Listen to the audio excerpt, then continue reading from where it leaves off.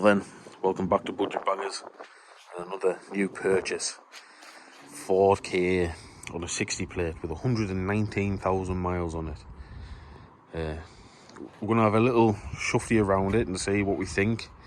There is some work to be done. Nothing too extravagant. And nothing that, fingers crossed, will eat at the coppers in my wallet. So, starting at this side, bumper corner, pretty nice, just dirty, badly aligned bumper, which is typical for these. You have to take the bumper off to do the bottom arms on them, and you can tend to find that the people who put them back on just don't care and bang them back together. It has been a bit loose and rubbing and has chipped away at the paint a little bit, but it's nothing a Sharpie won't fix, so that'll be alright. Driver's side front wheel, we have a Ovation which has 1.62 millimeters of tread, which is probably alright for me, but needs changing really. Odd little curb marks here and there, faded centre cap, nothing too exciting. You've got the odd little marks where the paint's been chipped off here and there, and bottom of the door where it's been caught, probably on a ramp post as a garage. And yeah, now coming down this side again, other than the odd little scratches and little dings in where it's been clattered into a fence post or something like that when somebody's opened the door, nothing so extreme. All looks original because it's tatty as hell, so it does look original. It's black, so you can see every little imperfection on it, which is good for business. Coming down to this corner, we have a Delante, which is apparently it is a decent budget brand, I would say. Quite like them, quite cheap, quite good tyres, about 5 or 6 mil of tread. Curb marks. Somebody's never really been paying attention when it comes to opening the doors or jumping up curbs. We've got a little bit of a scuff going on here, so yeah, the fuel cap's a bit close, but it doesn't catch it. It's a bit loosey-goosey, but you know, build quality for you. Coming around this corner again, you've got a little bit of here and there and a little bit there and what have you. Nothing to be worried about, nothing a good old polish, because there's more than likely what you're going to have to do with this car is you're going to have to polish the life out, because black, it's like a mirror, and if you have any tiny little imperfection on it, you're going to be able to see it. And even touching up, you have to be so careful when you're touching up, because they'll just stand out. Again, back here, usual scrapes, dings. Boot doesn't open, but somebody has been kind enough to leave all their rubbish in the boot. Now, given that's seen better days. Might have to get one of them as well. That's as bald as me. Oops. Yeah, anybody who knows 500 Ks, I dare say with that not working, I'd be surprised if that works. It doesn't look like it's doing anything. It's the closest you'll get to being happy about this car. You've got a little flexi junction in between the body and the boot. Wires break there all the time, so we need to have a look at that. We need to get into the boot, we need to have a look, make sure they haven't left anything ridiculously expensive in there, like a nice gold brick or a Rolex or something that'll make me a happy man. But I personally guarantee you it's going to be just rubbish, because people are like that. Again, nothing too extravagant. Odd scratch or a little mark, a little stone chip here that wants some attention. And down here we have a triangle. There's clearly been no expense spared with this little car. Yeah, Triangle is what you would call a ditch finder, but it's legal. That's all that matters. We're not gonna be like High Peak Autos, and I'm not gonna put 4 new Continentals on because it's budget tyres are terrible, and you know it's round, it's not ball. That's it, and it holds wind. It's all that matters to me. Again, nobody's really cared about what they've been opening the door onto. They've just swung it and stopped when they've hit something. Then scratches, mirrors alright, nothing too much. Looks like it's had a little bit of paint work on this corner because you can see it's a bit orange peely. If we compare it to that bumper there where you can see Me Lovely, and then you come down and it kind of looks like the same sort of vision a 90-year-old man would have. So yeah, it's had a bit of paint there, but it's not bad. Personally, I don't think I would do any better with a spray gun, so I'm not going to twist too much. On this side we've got a Westlake, which again is another ditch finder with a big old an argument with the curb and probably come off a bit worse for wear, but it's still got about 5mm tread on, so I'm not going to cry about that. Now, the eagle-eyed viewers would notice wipers are sticking up a bit too far. When we get in the car, I'll show you. It doesn't seem to want to sit into its park position, which should normally be around about in line with the black part of the screen. So they want to be a bit further down. We're going to try and see if I can sort something out with that. If not, we're not going to spend too much time and effort doing it, because at the end of the day, they wipe. That's what they're there for. Is it unsightly a little bit? Yes, but again, nothing to cry home about. Inside is grimy. We're going to use the word for this one, grimy. Just wants a hoover. Nothing too extravagant. Wants a bit of a seat for a bit of a scrub up. Bit of bolster wear. The odd little fag burn here and there. Somebody's tried a bit of a stitch up jobby there, and again, it's 119,000 miles. We're not going to twist too much. Dirt, grime, that's how I make my living, really. Again, yeah, nothing to... Now, one thing I did notice when I was buying this car, which seems to be Achilles' heel of a lot of cars these days, is things like subframes and axles rotting. This particular breed of car, it loves to have back axle rot, including 500. Normally when they get to around about this sort of age, really, where the spring cups are, they always rot. I have known people weld them up. It's not an appealing sight. An axle, I've done one before, relatively easy job. I think to buy an axle's £200-300, probably closer to the 2. So yeah, but this has had an axle in it, I dare say, within the year, which is always a good sign. So somebody spent some money on this. It's got new dissing pads on the front as well, but obviously when they put the dissing pads on, they just kind of went with that bolt IM, but we'll say no more about that. Inside, again, compared to the Chrysler, which was a couple of videos back, this is not anywhere near as nice. They've tried to put the colour-coded bits here and put the white bits of trim here and there, but as you can hear, the fact that I can bend the dashboard isn't a good sign. And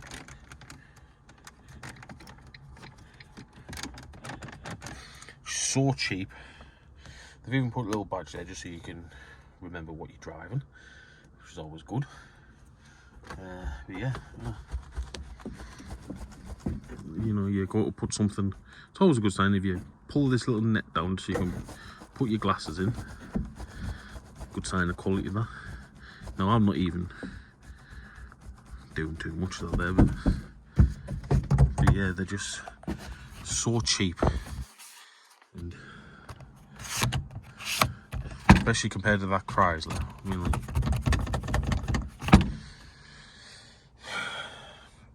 I reckon if you put the Chrysler interior in one of these, it'd be so much of a nicer car. They have paid more attention to the interior of that than they have to this. This is cheap. In terms of the mechanical jobs that want doing to it, we've obviously got the wipers to sort out, the bumper to line up properly. I'm probably going to use half a tub of touch-up, just tidying this up a little bit and then polishing the life out of it because it's a black car and it's like a mirror.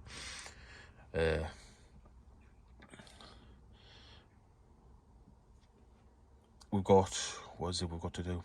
Back brakes are grinding. Sounds like the shoes are down to the metal, which it's recently, for its MOT, had a wheel bearing on it. It has done 4,000 miles, but I dare say when they've been there, they would have seen that the shoes were getting down and they've just kind of gone with their vision, with their tinted spectacles, and just thought, I'm getting paid to do a wheel bearing, so I'm going to do a wheel bearing. Maybe they advise the customer, who knows? We won't judge too much. And it also wants an exhaust, which exhausts at the minute are ridiculously expensive, and I dare say this, an exhaust for this is going to be the best part of £200, which is going to be upsetting. We'll give it a start up. Start up on the button. Nothing too extreme in terms of exhaust blow. It does. Somebody in their genius, it's the flexi section that's knackered, but what they've done is, to stop it from dropping out and dragging on the floor, they've drilled a hole in the flexi and put a bolt in it, just to stop it from dropping out, which I can't even be mad at. That's genius. It's practically fixed. But I'll start it up and I'll shut this one there before the exhaust deafens us. As I said, 119,000 miles on it. Always a good sign when somebody trades a car in, because I bought this from a part exchange yard. It's always a good sign when they trade it in with 3/4 of a tank of petrol. Generally speaking, never happens, because people, rightly so, get them until they're running on fumes and then trade them in, because you just don't want to pay. They've spent money putting petrol in it, they're not going to send that away with the car. So that's a good sign. Biggest issue for me that we have is we don't have a logbook. Quite simply, all I got was I'll keep my thumb over there so any of the important details of the car are hidden. But yeah, it's a Z-Tech as well, which is, I mean, absolutely nothing to me. I know if it was a Fiesta, that'd be a half decent spec. But yeah, it's got the old 1.2 Fiat engine as well, which is the same as the Chrysler and the 500 and the Punto and just about everything else. It's a good strong engine. So yeah, we've only got the new keeper's slip. Now there is a trick you can do with the code on a new keeper's slip. The code has one extra number at the beginning. So normally what you do, you go into, is if you're transferring a logbook over, if you skip the first number, put them in, and you can see if that's still active, and you can potentially, while you're there, you can put it in your name, get a logbook in a week. Now the DVLA, in its genius, shall we say, you can transfer a logbook online, but you can't apply for a logbook online, so it takes forever and a day. I think the longest I've waited is 8 weeks. The shortest I've waited is about 3 or 4. So yeah, beautiful. In terms of aircon, and things like that. We have no aircon because, again, as I mentioned with the Chrysler, which I think aircon actually works, these like to eat their condensers for breakfast. Got electric windows. Driver's side works. Something going on with the passenger side. It kind of goes down and stops. I've noticed the window sill is a bit stuck, so I don't know whether there's something going on there, whether the glass is just jammed, but we need to have a look at that. So that's another thing to add to the list. Glove box is minute, and also the cover for the fuses is off, which is always a good sign. We're even tuning the heart. Somebody's put an aftermarket stereo in, which looks like it's about 20 years old, but it works, so that'll do for me. You know, it's even got a factory auxiliary port, so I'm wondering whether the radio's had an issue, because normally it tends to be why you put them in. It doesn't have Bluetooth or anything like that, I think. Do we have a free CD? No, we do not. But yeah, all in all, happy with the purchase. I'd be a lot happier if it didn't want so much work doing to it, because I am busy. Now, comparing the two, you got a 2012 Chrysler Ypsilon, which is basically mechanically underneath the same car. That will be going up for sale with a full year's MOT for $13.95 on a 12 plate with 110. Now this thing, Auto Trader recommends that on a 60 plate, which is 2 years older and 119,000 miles on it, recommends this car to be up for sale at £1,500, which I know people have said they'd rather have one of these to a Chrysler because it just looks a bit more appealing. As I said to somebody in my comments in that Chrysler video, personally, I'd rather have the extra money in my pocket. If you were retailing these, that is a £2.5 car. The Chrysler is a £2.5 car. I know which one I'd pick, less miles, younger. But some people, obviously, cars these days can generally be in a bit of an accessory, so they will go for one that looks prettier. Especially these cars are very popular with the young ladies and the Fiat 500s as well. So, you know, to a young lady, something that is pretty is appealing, which is why they never speak to me.